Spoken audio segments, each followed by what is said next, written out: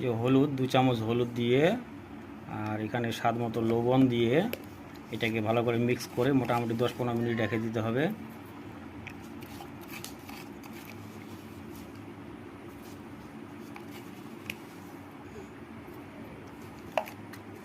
তোমরা তোমাদের স্বাদ মতো দিবে লবণ।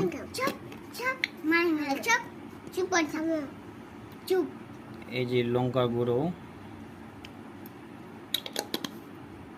দিয়ে এটাকে সুন্দর করে মিক্স করে নিতে হবে।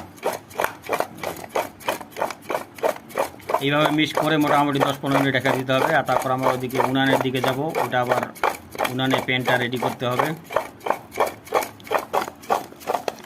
এইভাবে সুন্দর করে মিক্স করে নিব। দেখো কত সুন্দরভাবে মিক্স হয়ে গেল। এটাকে এইভাবে এখন 10-15 মিনিট রেখে দিব। ততক্ষণে আমরা উনানের দিকে চলে যাব।